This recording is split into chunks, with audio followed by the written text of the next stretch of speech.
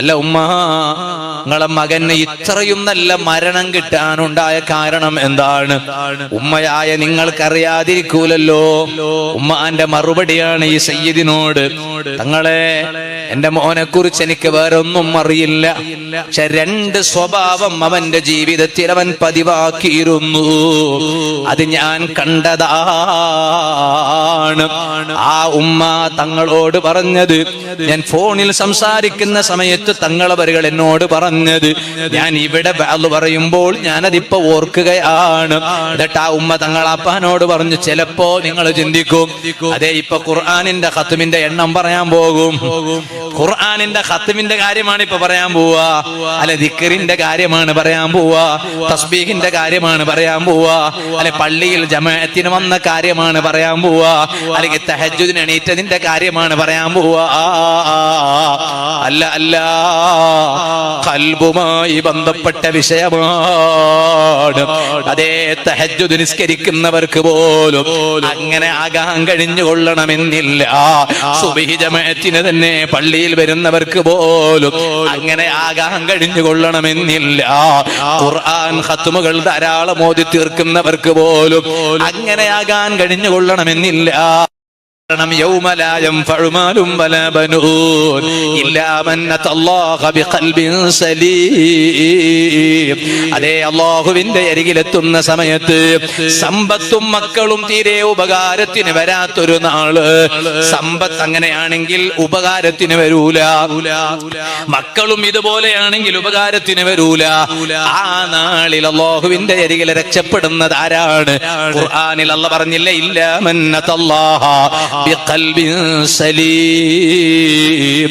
രക്ഷപ്പെട്ട ഹൃദയമാണ് കേട്ടോ, സലീമായ ഖൽബാണ് കേട്ടോ, അതേ നല്ല മനസ്സാണ് കേട്ടോ,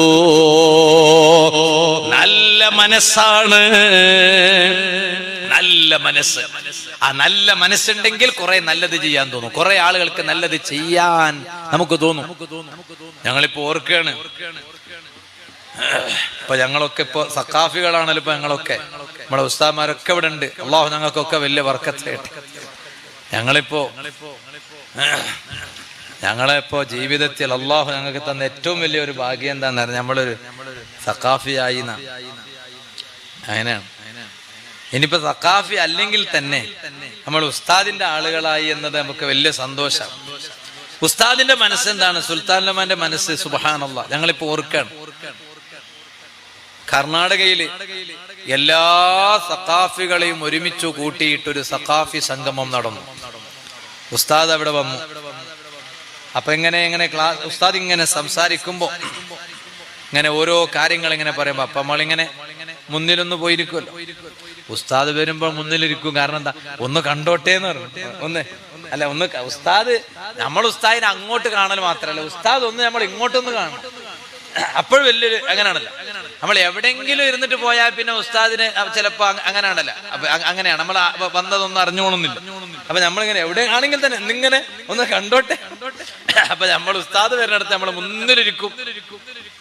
അപ്പൊ ഇരുന്നപ്പോ ഉസ്താദ് അവിടെ നിന്ന് ഇങ്ങനെ പറയാം, വഅദ് പറയണു അല്ലേ, എന്നിട്ട് ഞങ്ങളോട് പറയാ, വഅദ് പറഞ്ഞിട്ട് വീടില്ലാത്ത സഖാഫികൾക്ക് വീടുണ്ടാക്കി കൊടുക്കണമെന്നാ പറയണം. ഉസ്താദ് അപ്പുറം മാറ്റർ ആകണം. വീടൊക്കെ ആയില്ലേ? വീടൊക്കെ. അപ്പൊ വഅദ് പറഞ്ഞിട്ട് വീടില്ലാത്ത എത്രയോ സഖാഫികളുണ്ട്, അവർക്ക് വീടുണ്ടാക്കി കൊടുക്കണം. വീടിൽ പിന്നെ രോഗികളായ എത്രയോ സഖാഫികളുണ്ട്, അവർക്ക് പിന്നെ ചികിത്സക്ക് വേണ്ടതൊക്കെ ചെയ്തു കൊടുക്കണം. ഉസ്താദിന്റെ ചിന്ത അപ്പോഴും അങ്ങനെയാണ്. അള്ളാഹു ആ തണല് കുറെ കാലം നമുക്ക് നിലനിർത്തി തരട്ടെ. അതെന്തുകൊണ്ടാണ്? സലീമായ കൽബ്. ആ കൽബാണ് ഇയാൾക്ക് ഉണ്ടായതെന്ന ഉമ്മ പറഞ്ഞ മോനെ കുറിച്ച്. അത് നമ്മിൽ പലർക്കും ഇല്ലാണ്ടാകണ ഒന്നാണ്, അത് ഉണ്ടാക്കിയെടുക്കണം.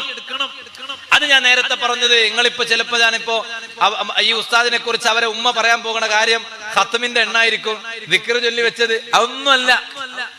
എന്റെ മോന്റെ രണ്ട് സ്വഭാവമാണ് ഞാൻ മനസ്സിലാക്കിയത് ഉമ്മ ഈ തങ്ങളോട് പറഞ്ഞു. ആ രണ്ട് സ്വഭാവവും ഖൽബുമായി ബന്ധപ്പെട്ടുകൊണ്ടുള്ളതാണ്. എന്താണെന്നറിയോ രണ്ട് സ്വഭാവം? ആ രണ്ട് സ്വഭാവം പറഞ്ഞ് ഞാൻ എന്റെ ഇന്നത്തെ വേല അവസാനിപ്പിക്കാൻ. അത് പറയാതെ അവസാനിപ്പിച്ചാലോ? ഉണ്ടല്ലേ? അത് പറഞ്ഞ് അവസാനിപ്പിക്കുക. അള്ളാഹു ഞങ്ങളെ കബൂൽ ചെയ്യട്ടെ. ആ രണ്ട് സ്വഭാവം കൽബുമായി അതങ്ങനെ തന്നെയല്ലേ മുത്തനബി സല്ലല്ലാഹു അലൈഹി വസല്ലം നിങ്ങൾ ഇങ്ങനെ കാണിച്ചിട്ട് ഒരു സ്വഹാബിയെ കാണിച്ചിട്ട് സ്വർഗത്തിലേക്ക് പോകാൻ ആഗ്രഹമുള്ള ആളെ കാണാൻ ആഗ്രഹം ഉണ്ടെങ്കിൽ അയാളെ കണ്ടോളൂ എന്ന് പറഞ്ഞില്ലേ? അപ്പൊ പലരും കൂടെ നടന്നില്ലേ? എന്താ നടന്നേ? എന്താ സ്പെഷ്യൽ എന്തോ ഉണ്ടാവും മൂപ്പരടുത്ത്. സ്പെഷ്യൽ എന്ന് പറഞ്ഞാൽ ഭയങ്കരാണല്ലോ. അതിനാണ് ഇപ്പൊ എന്തിനും പോയാലും സ്പെഷ്യൽ വേണമെന്നാ ചോദിക്കാം. പമ്പിലെത്തിയാലും സ്പെഷ്യൽ വേണമെന്നാ ചോദിക്കാം. അവിൽ മിൽക്കിന്റെ കടയിൽ എത്തിയാലും സ്പെഷ്യൽ ആണോ എന്നാ ചോദിക്കാം. അപ്പൊ വലിയ സ്പെഷ്യലാണ്. അപ്പൊ എന്തെങ്കിലും ഒരു സ്പെഷ്യൽ എല്ലാരും ചെയ്താൽ വലിയ സ്പെഷ്യാലിറ്റി ഉണ്ടാവില്ല. ഇനി എന്തെങ്കിലും ഒരു സ്പെഷ്യൽ ഉണ്ടാകണം. അപ്പൊ ചോദിച്ചു എന്താണ്? കൂടെ കുറെ നടന്നു, ഒന്നുമില്ല. ആ സ്വഹാബി പറഞ്ഞെന്താ?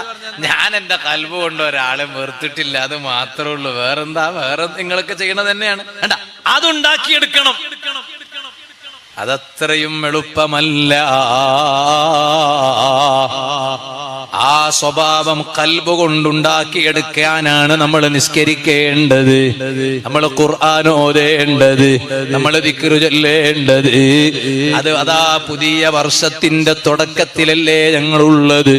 ഈ സദസ്സിൽ നിന്ന് പിരിയുമ്പോൾ ആ ഒരു നല്ല മനസ്സുണ്ടാക്കിയെടുക്കാൻ വേണ്ടി ശ്രമിക്കണോ? ഇത് ഞാൻ എന്നോടും നിങ്ങളോടും സാന്ദർഭികമായി ഓർമ്മപ്പെടുത്തി ഞാൻ എന്റെ വാദ നിർത്തുന്നു. എന്താണ് ആ രണ്ട് സ്വഭാവം? ഉമ്മ പറയാണ്, തങ്ങളെ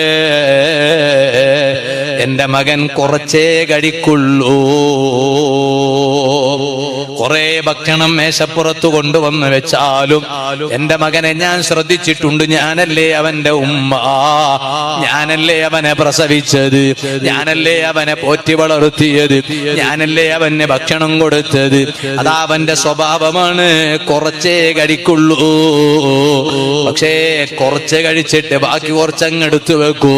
എന്നിട്ടോ ഭക്ഷണം ആവശ്യമുള്ളവർക്ക് കൊണ്ടുപോയി ഭക്ഷണം കൊടുക്കൂ, മനുഷ്യർക്ക് കൊടുക്കൂ, ജീവികൾക്ക് കൊടുക്കൂ. ഇനി രണ്ടാമത്തെ സ്വഭാവം എന്താണ്? അതേ പള്ളിയിൽ നിന്ന് മാസം കിട്ടുന്ന സംഖ്യ അത് കൂട്ടാൻ ചോദിച്ച് വാങ്ങിയ ചരിത്രം എന്റെ മകന്റെ ജീവിതത്തിലില്ല. അത് കുറഞ്ഞുപോയി എന്ന പരാതിയും ഉണ്ടായിട്ടില്ല. കിട്ടുന്നതോ ചെറിയ സംഖ്യയാണ്.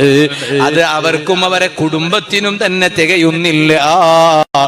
എന്നാലും അത്യാവശ്യമുള്ളതിന് വേണ്ടി മാത്രം എടുത്തു വെച്ച് ബാക്കിയുള്ള ചെറിയ ചെറിയ തോതിലെങ്കിലും ആവശ്യമുള്ളവർക്ക് കൊടുത്ത് സഹായിക്കൂ, പാവങ്ങളെ സഹായിക്കും. അത് കൊടുക്കുന്നത് ചിലപ്പോ ഒരാൾക്ക് 100 രൂപയായിരിക്കും. എന്നാലും പതിവ് പോലെ അങ്ങനെ പലതും കൊടുത്തത് ഞാൻ അറിഞ്ഞിട്ടുണ്ട്. ചോദിക്കട്ടെ, ഇതാർക്കാണ് ചെയ്യാൻ കഴിയുക? നല്ല മനസ്സുള്ളവർക്കല്ലേ ചെയ്യാൻ കഴിയുക. ഞാൻ ഭക്ഷണം കഴിച്ചാൽ മാത്രം പോരാ, മറ്റുള്ളവരും ഭക്ഷണം കഴിക്കണം.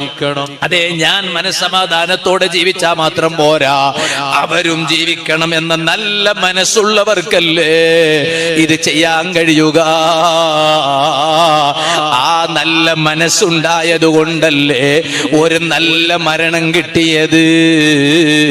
അത് വെറുതെയല്ലല്ലോ.